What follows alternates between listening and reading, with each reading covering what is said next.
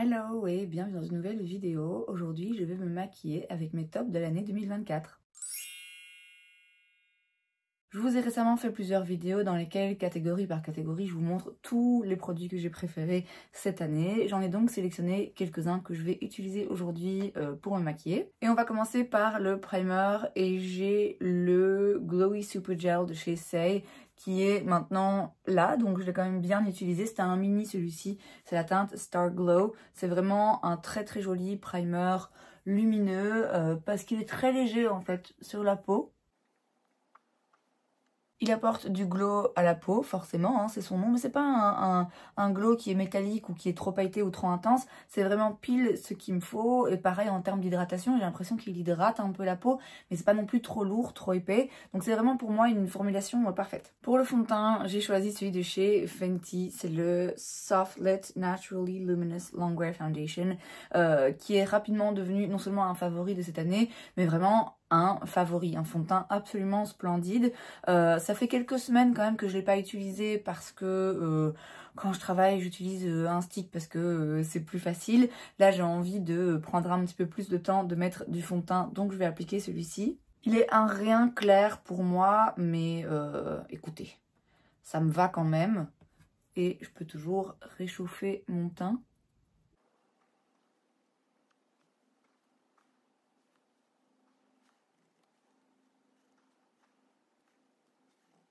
C'est sans aucun doute le fond de teint le plus beau que j'ai testé cette année et je dirais que c'est franchement un des plus beaux fonds de teint que j'ai testé et utilisé. Le fini, la formulation, la façon dont il se travaille, la couvrance, tout, et c'est vraiment un fond de teint qui rend la peau belle et franchement, il est parfait. Avant de passer à l'anti-cerne, il y a une autre étape que je fais qui n'est pas forcément nécessaire, ou en tout cas pendant longtemps j'ai cru qu'elle n'était pas nécessaire jusqu'à ce que je découvre ce produit. C'est un correcteur pour le dessous des yeux de chez Charlotte Tilbury, j'ai dans la teinte 1 Fair. Je suis dans une saison de ma vie où, bon déjà comme là je travaille un petit peu plus que ce que je l'avais prévu, ben oui je suis un peu plus fatiguée, donc j'ai des cernes plus marquées, donc j'ai besoin d'un petit coup de main pour les couvrir. Et l'âge avançant, c'est compliqué de mettre des anti-cernes hyper couvrants, hyper épais et d'en mettre beaucoup. Ce produit, ça me permet de neutraliser la couleur de mes cernes et du coup de mettre moins d'anti-cernes, d'avoir besoin de mettre moins d'anti-cernes et donc d'avoir moins de produits dessous les yeux, vu que c'est une zone assez fragile et ridée, disons-le. Donc j'en prends sur un petit pinceau et je viens la placer, mais vraiment juste aux endroits où mon cerne est un petit peu plus coloré. Je sais pas si vous voyez tout de suite la différence que ça fait, c'est absolument dingue. Alors vous allez me dire, bah oui c'est le but, mais jusqu'à présent franchement j'étais un petit peu sceptique sur ce genre de produit. Et vraiment, est-ce que ça sert à quelque chose de rajouter une étape? Ah oui, ça sert à quelque chose de rajouter une étape. J'utilise tous les jours et d'ailleurs il commence à être bien creusé. Si un jour je le termine, je le reprends, c'est sûr et certain. Il a, pour moi en tout cas par rapport à mon teint de peau et à la couleur de mes cernes, la couleur parfaite. Il a la texture idéale parce qu'il est ni trop crémeux, trop épais, ni trop sec, il est juste nickel. Et je sais pas si on voit la différence, mais clairement c'est devenu un incontournable et une étape absolument vitale dans ma routine make-up. Franchement, c'est parce que là, je vais faire un make-up un petit peu plus chargé, mais sinon, si je mettais juste une bébé crème hyper légère ou à peine un petit truc sur le teint, là déjà pour moi, je vais pas dire que mes cernes sont camouflées, mais ça fait déjà une partie du job. Mais aujourd'hui, je vais faire la deuxième étape qui est l'anti-cerne et on retourne chez Fenty parce que j'ai beaucoup aimé leur Wear Even Hydrating Longwear Concealer qui est beaucoup trop clair pour moi. Le fond de teint ça va, le fond de teint vous voyez c'est pas choquant par rapport à mon cou. Quand je l'applique, vu que j'ai un peu de rougeur sur la peau, on dirait qu'il est beaucoup trop clair, mais en réalité, bon, par rapport à mes mains aussi, mais en réalité, quand on check par rapport au cou, ça va. L'anti-cerne, c'est vrai qu'il est quand même un rien clair.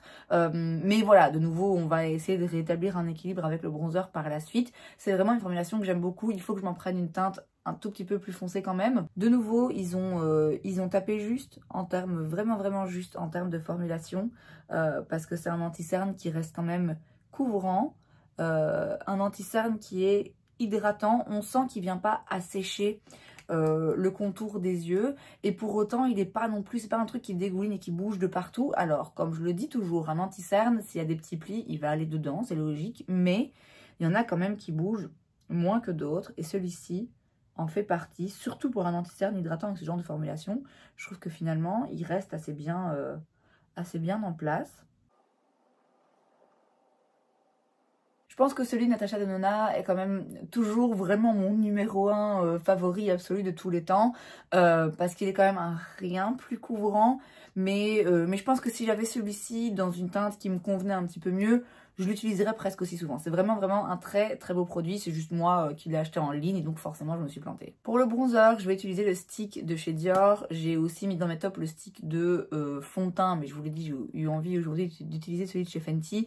Le stick, c'est donc le Dior Forever Skin Contour dans la teinte 01 Light. Incroyable.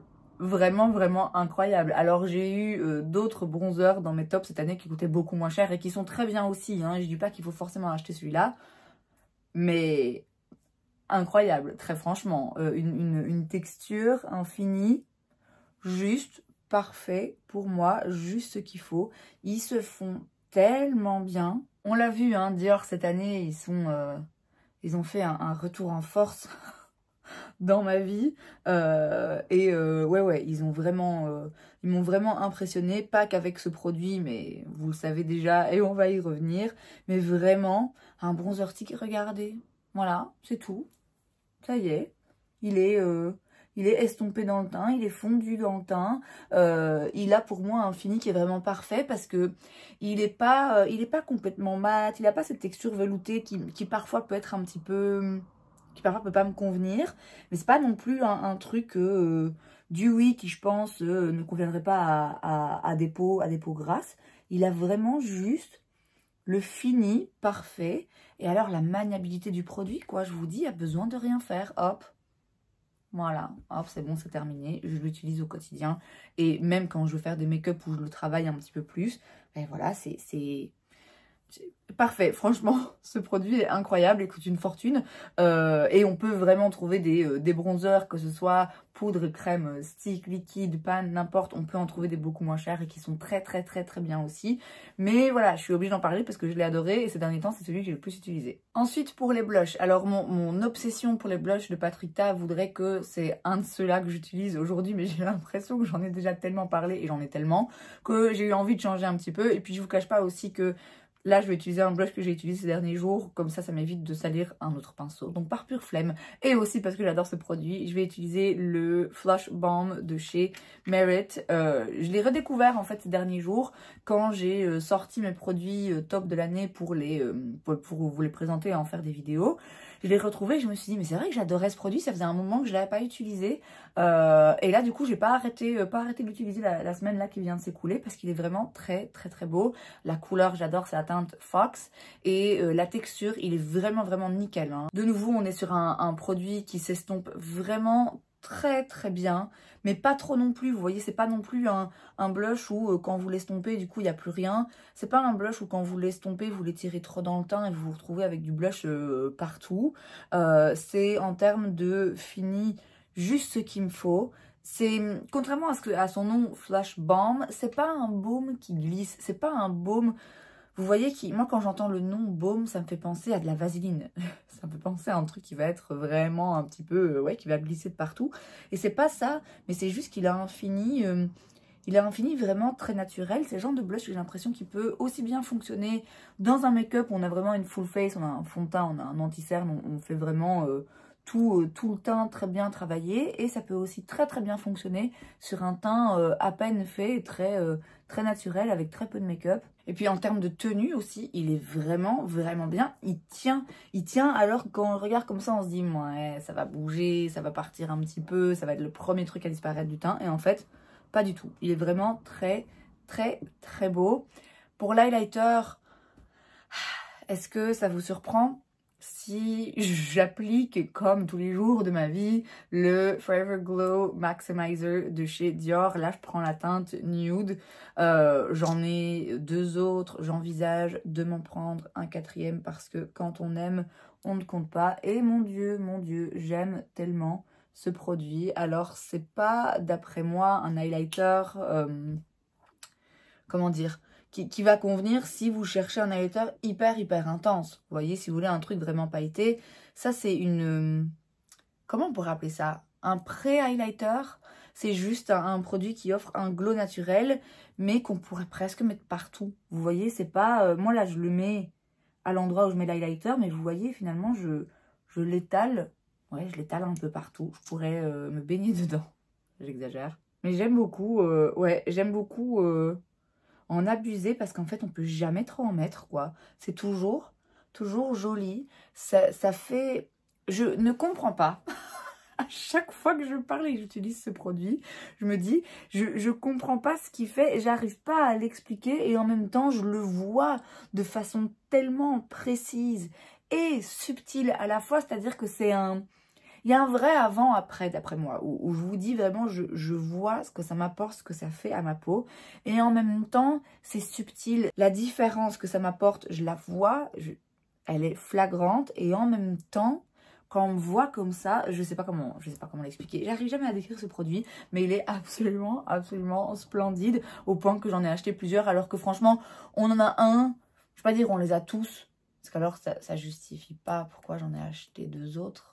Donc, c'est pas qu'on en a un, qu'on les a tous, mais quand on en a un, déjà, c'est bien parce que finalement, ils sont tellement bien dans le teint que oui, il y a une petite différence entre les couleurs, mais la différence, très franchement, est subtile. C'est juste que j'ai voulu, enfin, je voudrais toutes les avoir parce que je m'en passe pas de ce produit et que j'espère qu'ils vont jamais l'arrêter et qu'il va jamais se vider et que j'aurai toujours ce produit sous la main parce qu'il est vraiment très beau, très subtil, mais visible.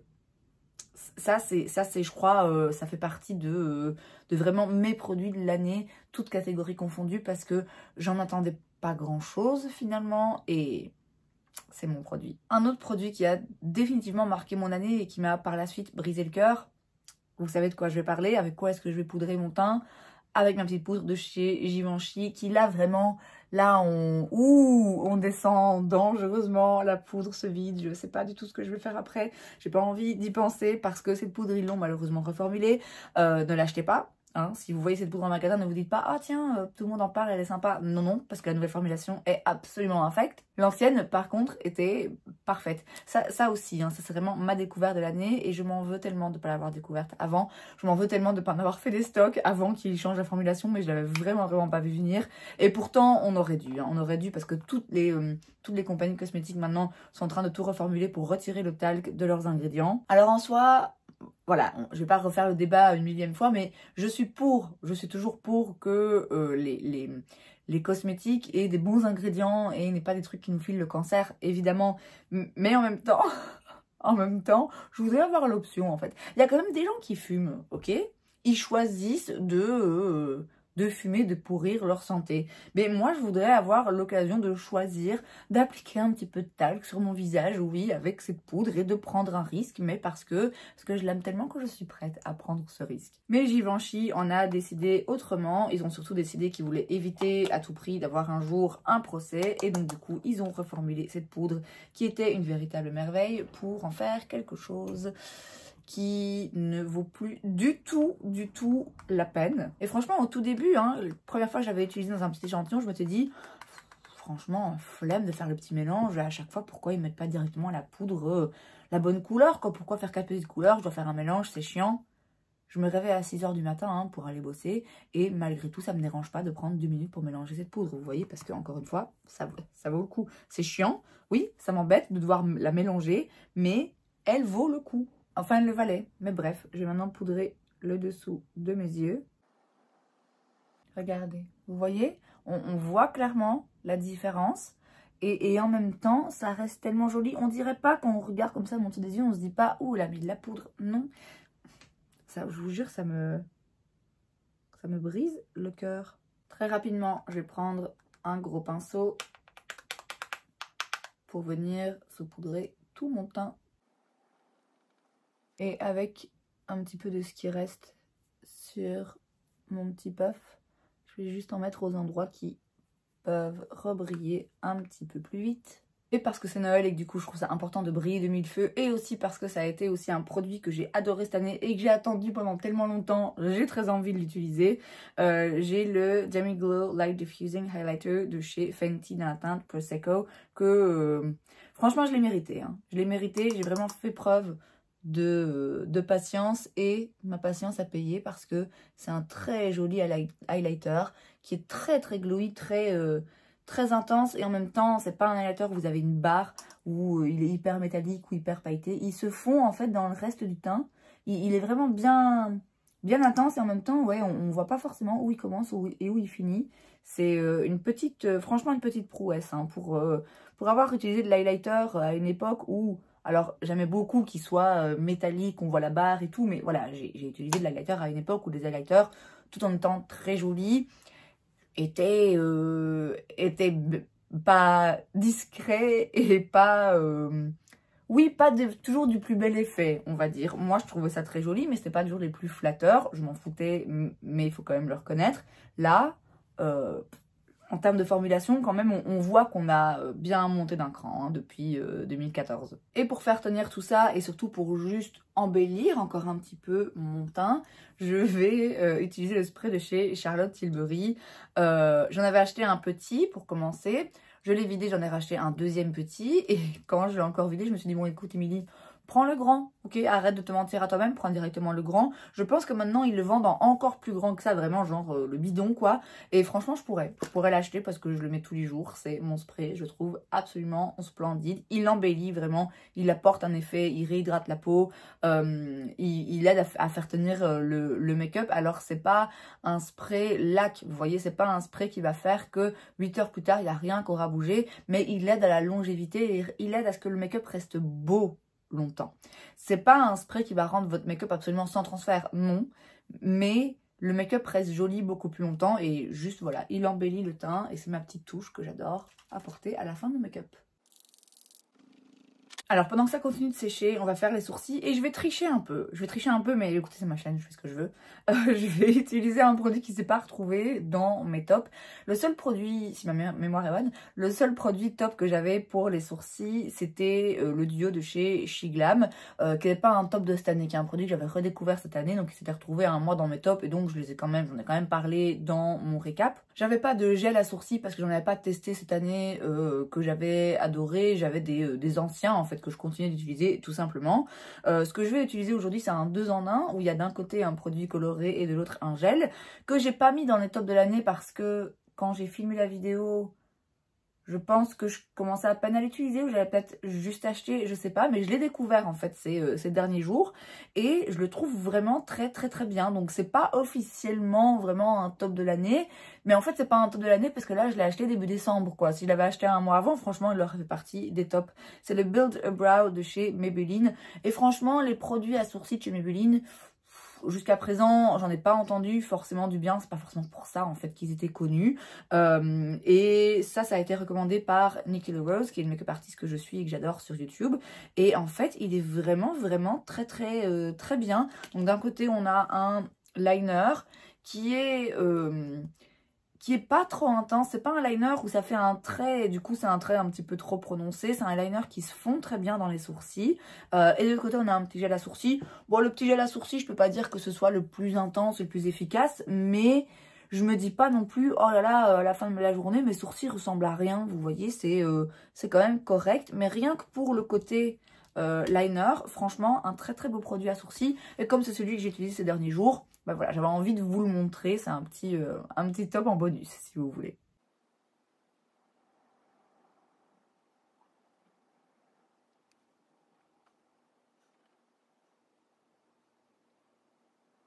En fait, je trouve qu'il me donne un résultat vraiment très naturel. Je vois que mes sourcils sont faits et sont travaillés, mais ça fait pas un sourcil bloc, ça fait pas... Enfin, je le trouve très bien.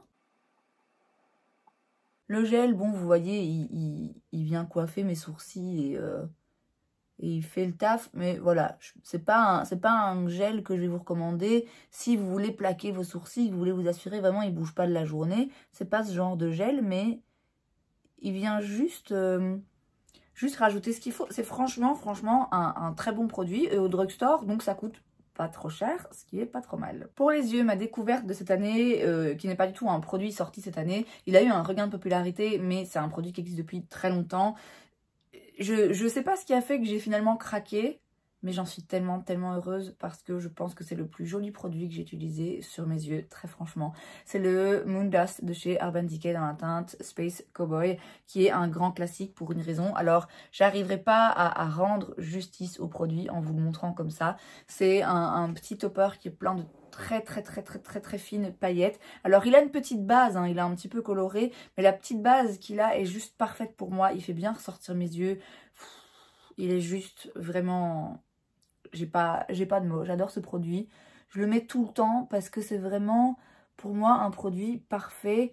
Quand je veux mettre quelque chose sur mes yeux, je veux que ce soit joli, je veux que ça se voit et en même temps, voilà, j'ai pas envie forcément de ressembler à une boule à facettes. Vous voyez, j'ai pas envie d'avoir un maquillage trop intense quand je vais travailler. Il reflète bien la lumière et le fait qu'il soit légèrement teinté, la petite teinte qu'il a, ça permet de rajouter un petit peu de couleur à mes paupières et de venir annuler un petit peu les petites veines qui y a en dessous, comme j'évite de mettre trop d'anti-cerne sur ma paupière. Il est juste, ce produit est vraiment absolument splendide. Et là, je me rends compte que ça a l'air de rien. Vraiment, je peux pas lui rendre justice comme ça à la caméra. Mais c'est un produit que j'adore regarder, que j'adore utiliser surtout. Il y a plein de produits pailletés que j'ai que je trouve splendides et que, effectivement, rien qu'à les regarder, ça me remplit le cœur de joie.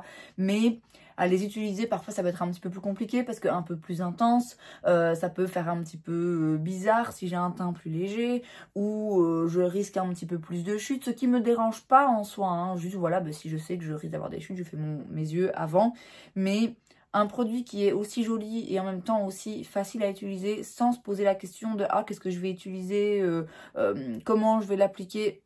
Voilà, juste ce produit est absolument parfait, je l'adore. Avant de parler de mascara, je vais évidemment recourber mes cils. Et avant d'appliquer le mascara à proprement parler, je vais appliquer la base de chez Essence. Donc là, on a un petit peu de drugstore, heureusement pour le mascara. C'est le Volume Booster Lash Primer. J'étais vraiment sceptique au début. Et puis finalement, je me passe pas de ce produit. Alors, j'utilise pas quotidiennement parce que j'ai pas forcément toujours besoin de mes cils, enfin de rajouter de l'intensité et du volume et oui, de rajouter tout ça à mes cils. Parfois, j'ai juste envie d'un petit mascara vite fait comme ça, naturel.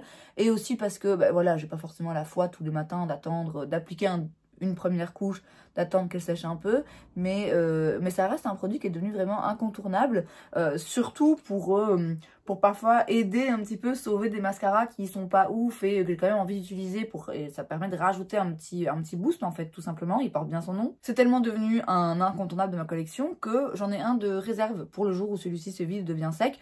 Donc c'est vraiment un produit que j'ai adoré et qui en plus coûte pas cher. Ça change un petit peu par rapport à ce que je vous ai montré jusqu'à présent. Et en mascara, maintenant, on reste chez Essence et je vais utiliser le Lash Without Limits Extreme Lengthening and Volume Mascara.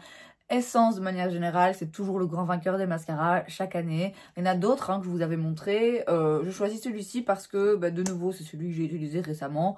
Donc, flemme d'aller en chercher un autre. Je prends celui-là. Et parce que c'est un mascara où, c'est vrai, au début, je me disais, oui, bon, il est joli, mais c'est pas le plus volumineux, il est pas dingue. Mais en réalité, c'est devenu ce que j'aime dans ce mascara. Le fait qu'il peut être... je trouve qu'il sépare bien les cils, il les allonge bien. Il est très joli, il fait un résultat qui peut être naturel, qui vient juste mettre les cils en valeur et qui est donc parfait quand au quotidien, encore une fois, j'ai pas envie de mettre trop de mascara, j'ai pas envie de trop me maquiller, j'ai envie de juste, voilà, ouvrir mon regard et faire quelque chose de naturel et de joli. Donc il a ce potentiel d'être un joli petit mascara qui juste sépare bien les cils. Et il a le potentiel aussi, si on utilise une base et qu'on construit bien, d'être plus intense et plus volumineux. Aujourd'hui, je fais un entre-deux. Vous voyez, c'est quand même, le résultat, je trouve, est très joli. C'est clairement pas le plus intense et le plus volumineux, mais c'est pas le look que je recherche particulièrement aujourd'hui. On est d'après moi sur un bon mascara, vraiment très bien. Et encore une fois, vraiment pas cher. Et il existe aussi en brun, donc je pense qu'un de ces quatre, je vais me le prendre également en brun. Parce que c'est vraiment une formulation que j'aime beaucoup. Et c'est le genre de mascara que je sais que je vais aimer porter aussi en brun. Parce que justement, ça peut avoir un côté un peu naturel. Même si aujourd'hui, j'ai construit un peu plus le volume. Alors pour le crayon à lèvres à la base, j'avais sélectionné celui de chez Make Up For Ever parce que c'est un que j'ai découvert cette année, en tout cas la teinte Wherever Walnut, je l'ai découverte cette année et je l'aime beaucoup. Et c'est une teinte très similaire à mon crayon de chez Catrice Starring Roll que j'aime tellement. Donc c'est celui-là que j'avais sélectionné au début en me disant ça va changer un petit peu du crayon de chez Catrice dont je parle tout le temps. Et puis je me suis ravisée, je me suis dit, ben non, en fait, je parle tout le temps de ce crayon. Et donc, il faut qu'il se retrouve dans mes tops de l'année, même si c'est pas la première fois qu'il se retrouve dans les tops de l'année. C'est pas un produit que j'ai découvert cette année, mais c'est le produit que j'utilise le plus souvent. Et puis, comme vous l'avez vu, il y a quand même pas mal de produits luxe qui coûtent un petit peu cher. Je trouve ça important de rappeler que on peut aussi trouver des produits qui coûtent littéralement 3, 4 euros peut-être maintenant. Je pense entre 3 et 4 euros. Et qui deviennent des favoris qui surpassent les crayons lèvres de chez Charlotte Tilbury, de chez Fenty, de chez Make Up For Ever. Vraiment, même si j'aime beaucoup ces autres marques dont je viens de vous parler, ce crayon, c'est mon crayon. C'est le crayon que j'ai sans cesse en réserve. Je l'ai en plusieurs couleurs, mais c'est la couleur 040 qui est celle que j'utilise le plus souvent au quotidien. C'est mon crayon, donc je suis obligée d'en parler. Et en plus, je trouve ça bien de rappeler que même si moi, personnellement, le luxe me plaît et m'a beaucoup plu cette année, le drugstore reste quand même une très bonne option.